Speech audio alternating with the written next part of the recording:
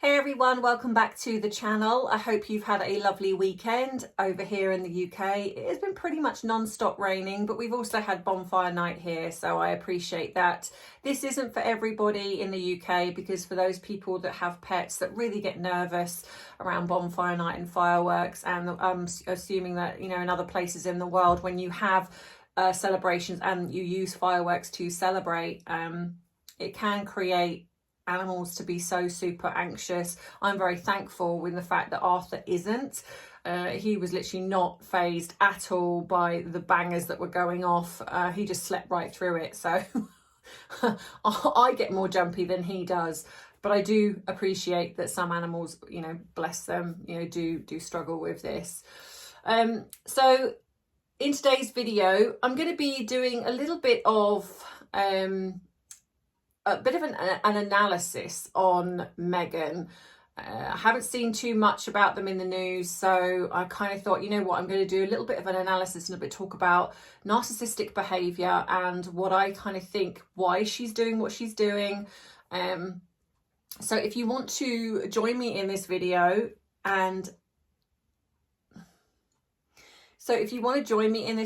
if you have been with me for a while, you should know what to do by now. So sit back, relax, and drop in the comments what your drink of choice is today.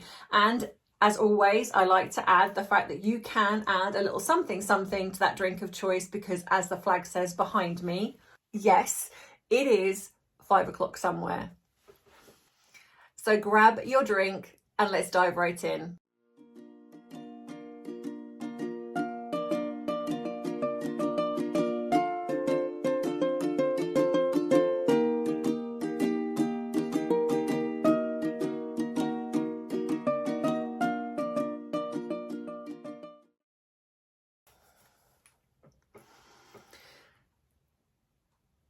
So one of the things that I'm often asked, in fact, to be honest, I'm asked a lot of things in regards to Meghan Markle and her behaviour, and why I believe that she is a narcissist, and what I kind of think in regards to her being a social climber and why I've kind of come to that decision.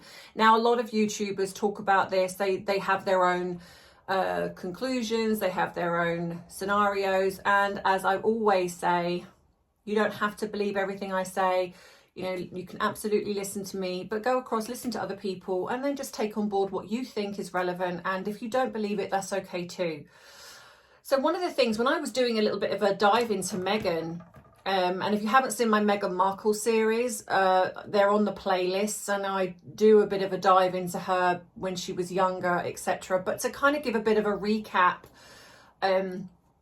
into her social climbing, it's like, you know, when did it kind of start to happen? Why did it happen? When did she decide that she wanted to be part of the royal family, etc.? Well, I don't think that when you look at some of the videos of her when she was little, and there's obviously the one in regards to where she's running around, she wants to be a princess. I don't necessarily feel that that is something that is very different from a yacht. A yacht? Oh, was that a slip up there? I meant to say a lot and I said yacht. Oops. I'm not going to edit that out. I'm going to leave that in. Because it's, you know, it is what it is. So a lot of young girls have aspirations of being a princess. But what I notice with Meghan is, obviously we have spoken about her father and the fact that she lived with her dad for predominantly most of her younger life. And he spoilt her. Now, why he did this, I personally believe he was overcompensating. And usually when a parent does this, it happens when there is possibly either there's a separation and the parent that the child is left with tends to feel bad for the child. So in a sense, overcompensates. And I mean, there are other reasons why you might overcompensate, but this is where I think that Thomas Markle did this in regards to Meghan, I think. And if we look at the fact that there is the rumours, although I haven't seen any factual evidence of the fact that Doria was here, it makes sense to me, given some of the background that we've heard in regards to her and her family, and the fact that she disappeared. There's nothing. There's no photographs. There's a period of time when there's a gap in Meghan's life where we see photographs of Meghan when she was very, very little with Doria, and then later on in life. There is a period of around, say, 5 to 10 years. I'm just talking like as in estimated 5 to 10 years, where there are not, that I could find, any pictures of Doria with Meghan. And I think that's very telling.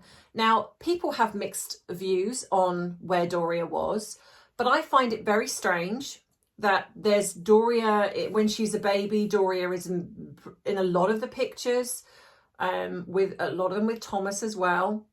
And then all of a sudden we have nothing. So we have to ask the question, why? Why would Doria be very much a part of Meghan's life, and then suddenly there's nothing, no evidence whatsoever of Meghan having a relationship with Doria? Thomas, Samantha and Thomas Markle Jr. do not talk about this period. Meghan doesn't talk about this period, aside from when she's lied and said that her mother raised her. Well, we know that's not true. There are pictures of Thomas and Meghan, but there isn't anything with Doria. And that, to me, I feel is one of the biggest bits of evidence of that supports the fact that Doria was not, well, was it where we believe she was. And it's silly because I know I have to be very careful what I say on YouTube, because there is a chance that my video could get flagged or taken down, because this is because I haven't seen any evidence. This is my thoughts and my opinions on this, and I know a lot of you share that with me. So all of a sudden then she appears. Then Meghan seems to have a falling out with her father, and then she almost jumps ship and goes to Doria, and I believe she lives with her for a time. Now, the scenarios that I possibly think, because I think around this time, is it possibly that Doria come into some money? I'm not sure. I know there are obviously the things that have come out in regards to that she got this inheritance, etc., from her father, but there was something I feel quite off around that time. But it seems a bit strange to me that it was almost as if she had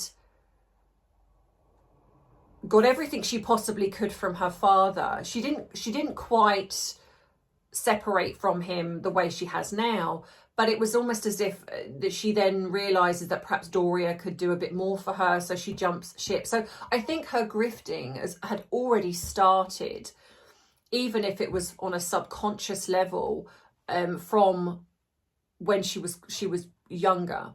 And I do wonder if there was the possibility that Doria was starting to say things about Thomas, because there's got to be a reason why Meghan was all for her dad, and then suddenly he's out of the picture, and then she's in with Doria.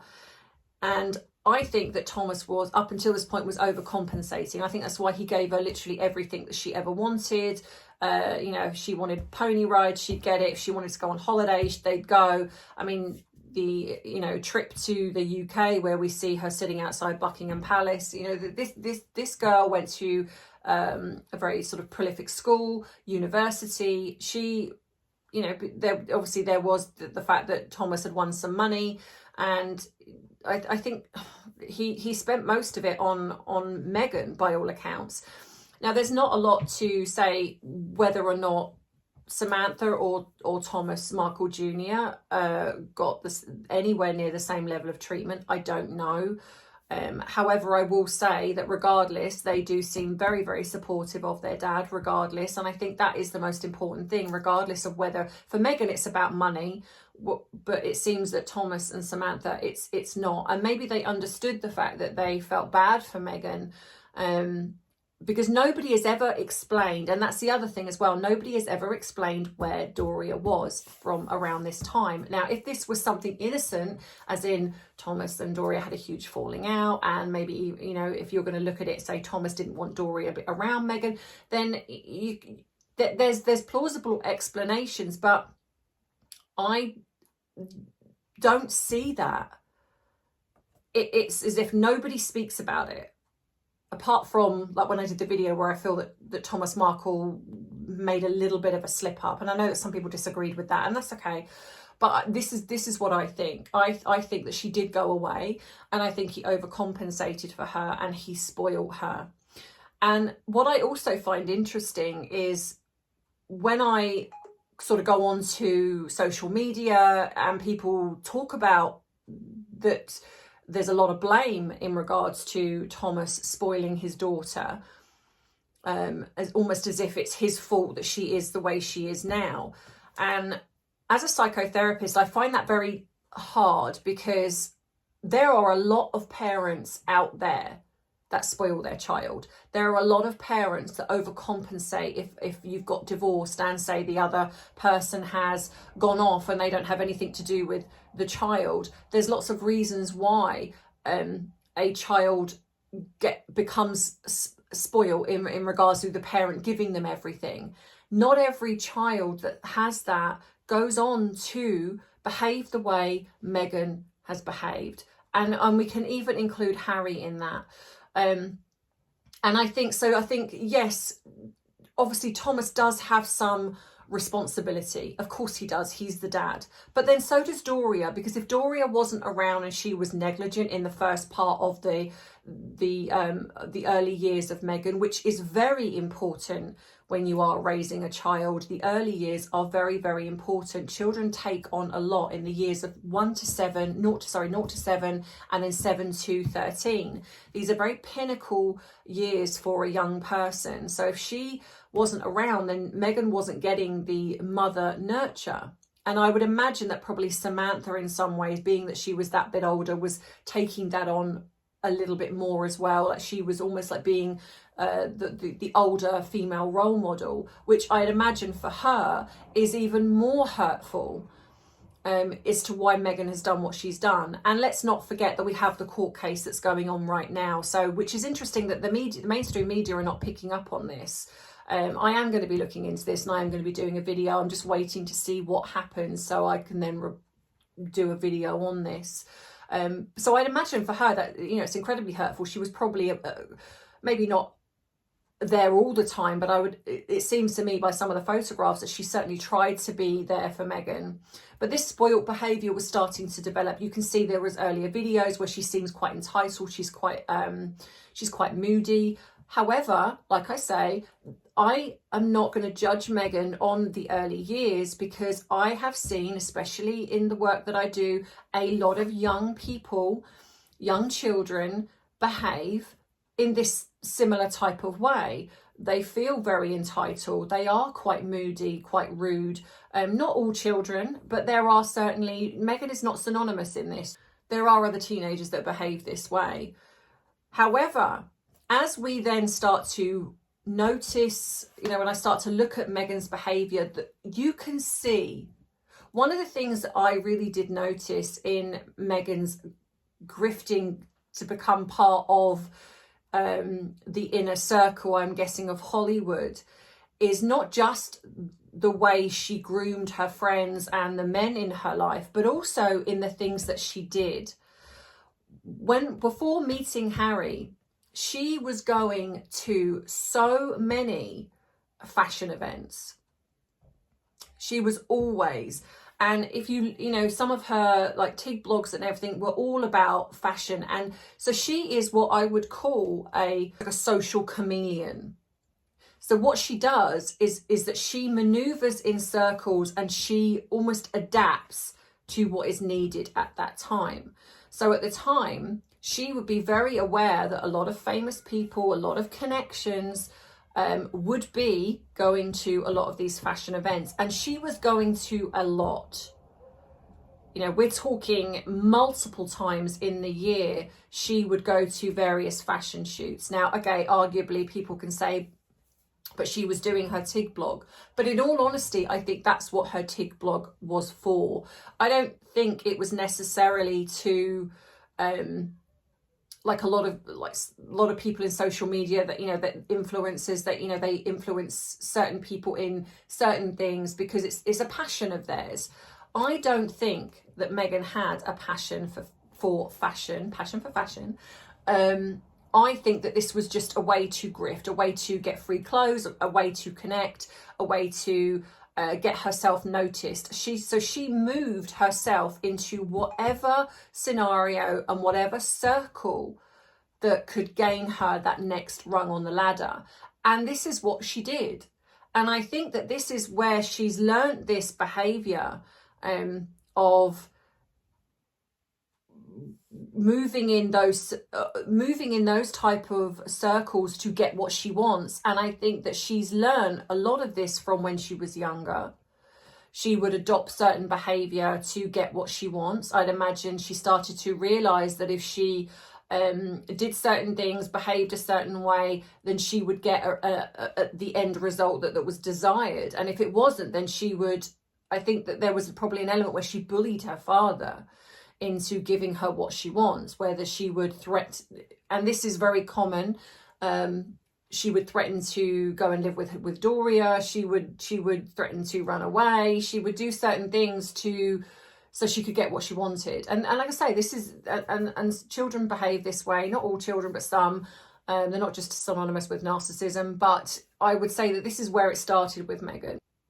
So when I was doing this research, I was actually quite shocked at how many fashion events that she went to leading up to Harry. And what's interesting is, okay, being part of the royal family when she was actually in the royal family here in the UK, you can sort of go, okay, then maybe, you know, going to fashion events isn't part of royal protocol, so we can kind of understand that.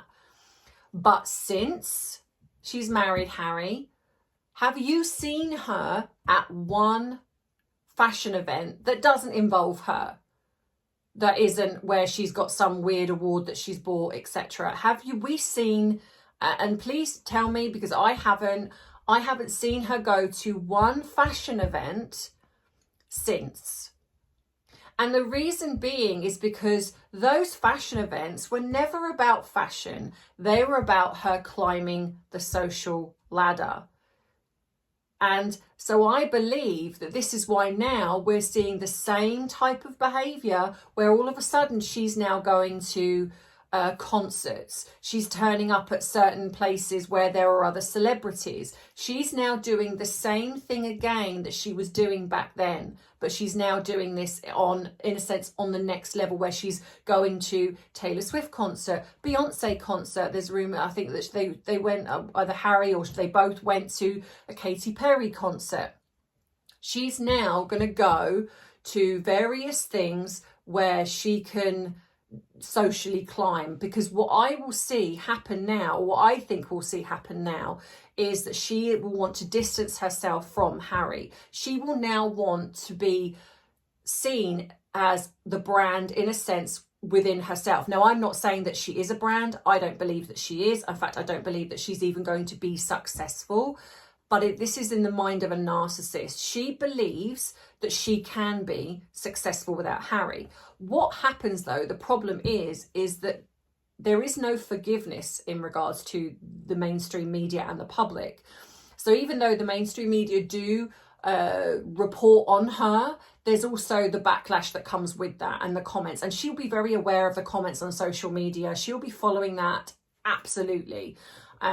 and this will frustrate her. So every time she pulls away from Harry and she tries to do something on her by herself, she will notice that there's nothing. People are not interested. So this is why at the minute she will continually hoover Harry back in again, because she realizes that still without Harry she can't quite make it. But that won't stop her from trying.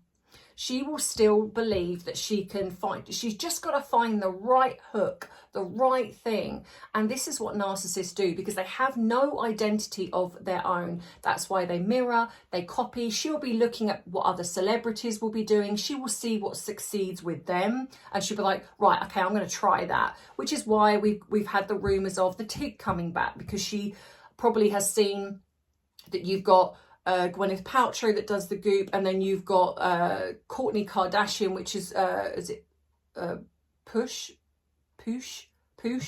I believe.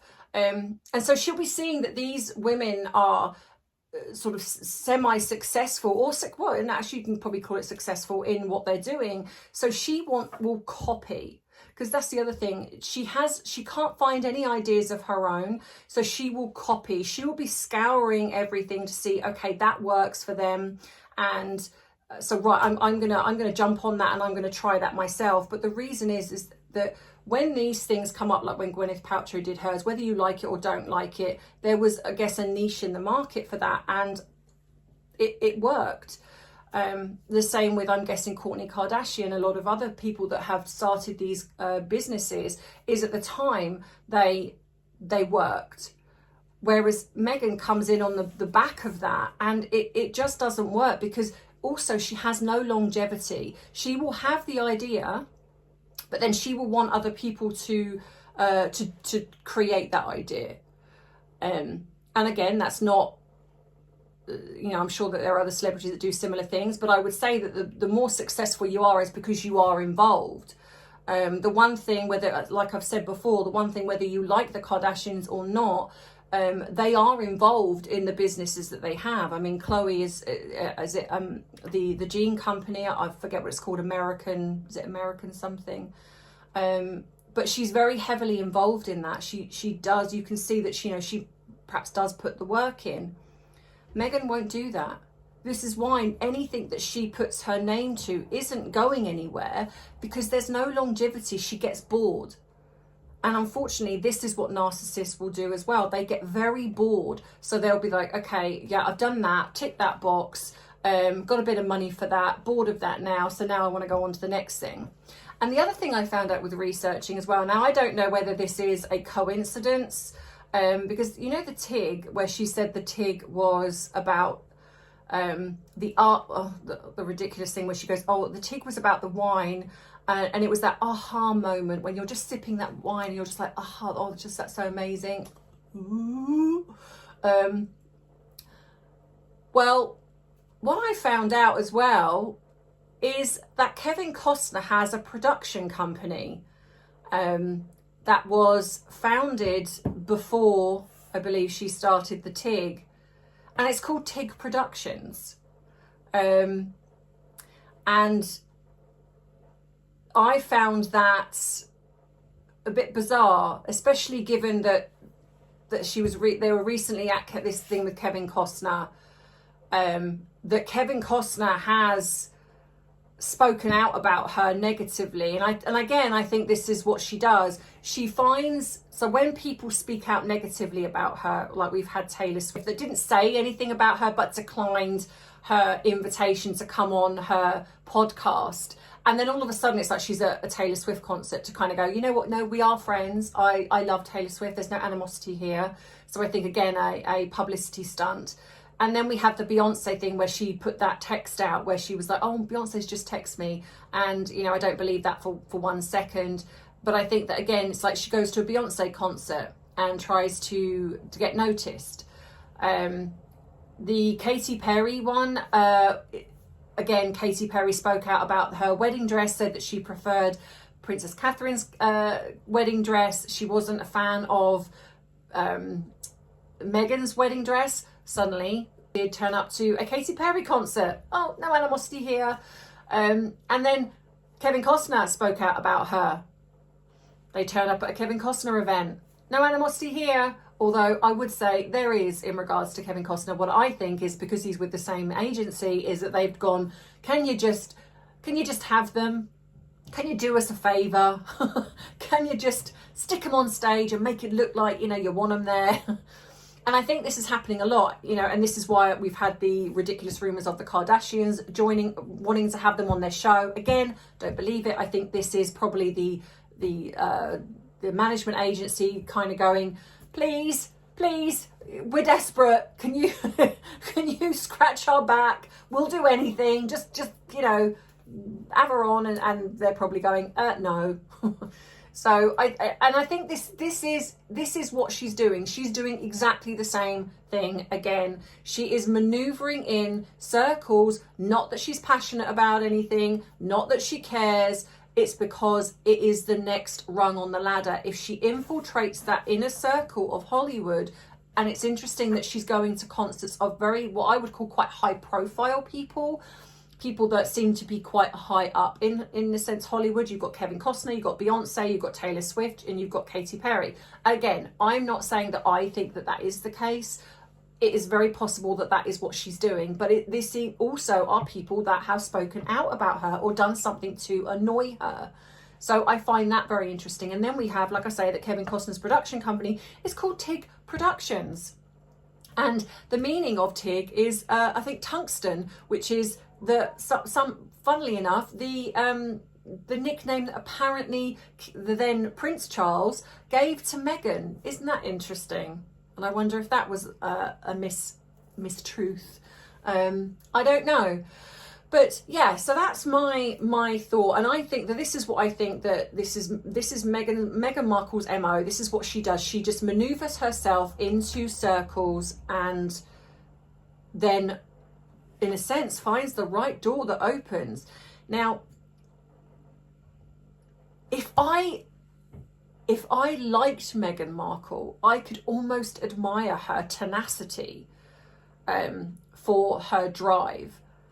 And I think that if she was a nice person, again, I could admire her for the drive that she has to become successful.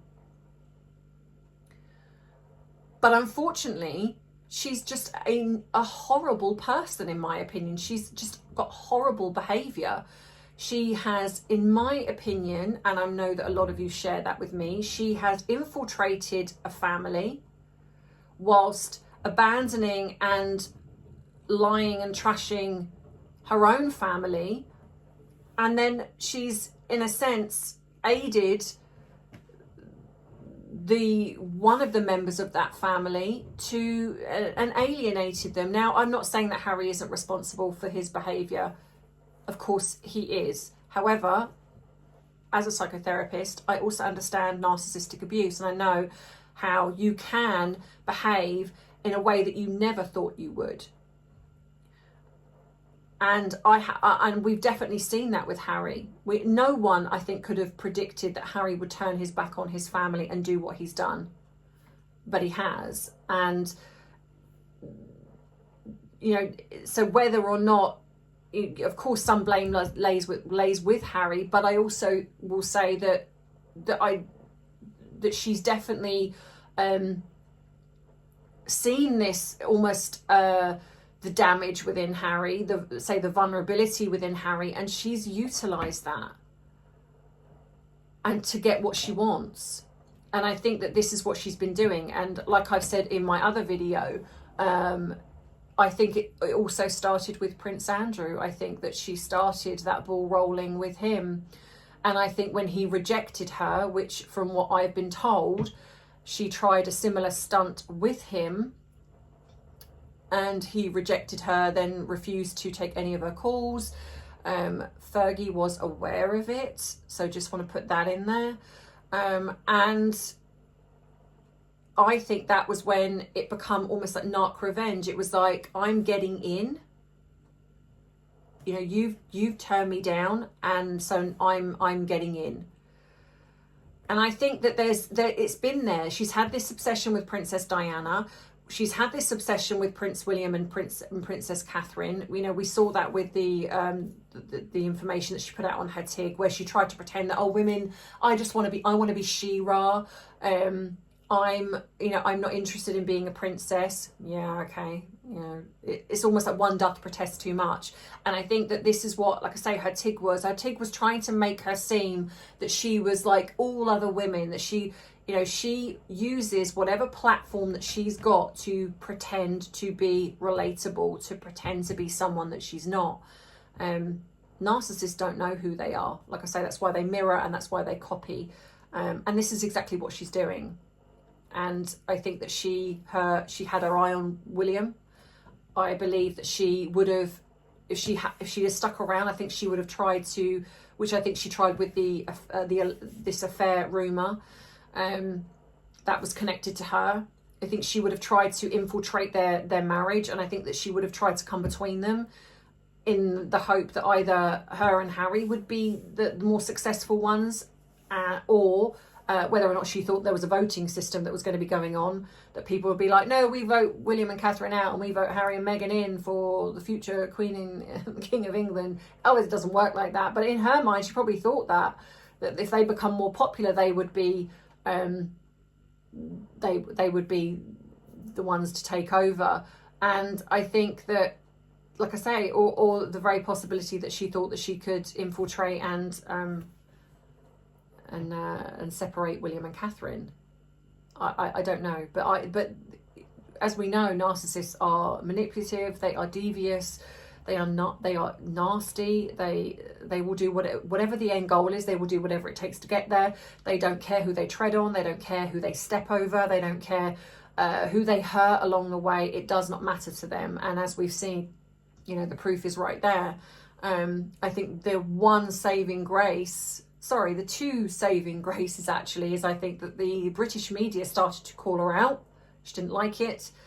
And I think the royal family started to call her out. I think the Queen saw through her. I think she gave her the benefit of the doubt in the beginning, but then she started to see through her. I think Prince William, Princess Catherine started to see through her. And I also think Queen Camilla started to see through her. And I'd imagine even Prince Philip at the time. I think Prince Charles, King Charles, is a bit of a softie. So I think he probably gave her more of the benefit of the doubt than other people. But I think people were starting to see through her. The children didn't like her. And so, then become the downslide into them going. And, you know, as you know, I've spoken about that as well. So, that's my thoughts and opinions on this. So let me know what you think in the comments. Do you agree? Do you disagree? As always, I love reading your comments. But as always, like I say, please keep them respectful. It is okay to disagree, but you don't need to be coming in attacking us. I will delete those comments. There's no need for that here. We want kindness here. We want healthy debate here, and you know, and sticking to the truth as much as we can, given what is out there today. So if you enjoyed this video, give it a thumbs up. If you haven't subscribed already and you want to, please think about doing so, because it does help the algorithm and you don't miss future uploads. If you want to buy me a cuppa because you've got something from this video, menopause video, then the link is in the description box below, but it's also right above the subscribe button. You can become a member here, where there are benefits to being a member. You can also join the coffee club membership as well.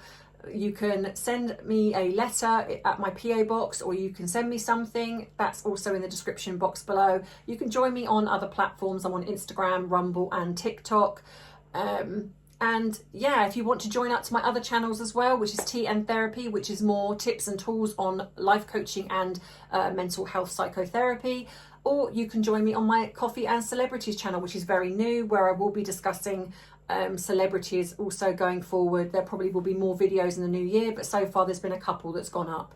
That being said, I hope you have a lovely rest of the day, and I will see you in the next video. In the meantime, take care. And as always, I love you, I appreciate you, but most of all, I respect you. Take care. Bye-bye.